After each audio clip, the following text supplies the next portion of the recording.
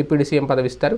ఓడిపోయినా సరే ఆమెకు ఎమ్మెల్సీ ఇచ్చైనా సరే డిప్యూటీ సీఎంను చేసి పక్కన కూర్చోబెట్టుకుంటారట. ఎందుకంటే పవన్ కనుక గెలిస్తే అంతే ధీటుగా నేను ఇచ్చిన మాటను నిలబెట్టుకున్నాను, ఓటమి పాలైనా సరే ఇక్కడ లోకల్ మీకు ఎప్పుడు అందుబాటులో ఉంటారు వంగాగీత అని చెప్పే ప్రయత్నం జగన్మోహన్ రెడ్డి గారు చేయాలనుకుంటున్నారట. ఇక్కడ అంటే వీళ్ళు వైసీపీ అధికారంలోకి వస్తే వీళ్ళ ముగ్గురు ఓడినా సరే వీళ్ళకి పదవులు ఖాయం. అలాగే తెలుగుదేశం పార్టీ విషయానికి వస్తే కూడా సేమ్ సీన్. అక్కడ కూడా ముగ్గురు పేర్లు వినిపిస్తున్నాయి. అందులో ఒకటి నారా లోకేష్, 2 పిఠాపురం వర్మ, 3 యనమల రామకృష్ణుడు. వీళ్ళ ముగ్గురు కూడా ఎందుకంటే వీళ్ళు ఒకవేళ ఈయనైతే వర్మ అయితే పోటీ చేయలేదు కాబట్టి, అలాగే యనమల రామకృష్ణుడు కానీ ఒకవేళ నారా లోకేష్ గారు ఓడిపోయినా సరే ఖచ్చితంగా ఎమ్మెల్సీలు ఇచ్చైనా సరే ఒకవేళ టీడీపీ కూటమి ప్రభుత్వ అధికారంలోకి వస్తే వీళ్ళ ముగ్గురికి మంత్రి పదవులు ఖచ్చితంగా ఇస్తారు. ఎందుకంటే అక్కడ వర్మ చేసిన త్యాగం ఏదైతే ఉందో సాక్రిఫైజ్, ఒకవేళ కూటమి అధికారంలోకి వచ్చి పవన్ కళ్యాణ్ గెలిస్తే ఖచ్చితంగా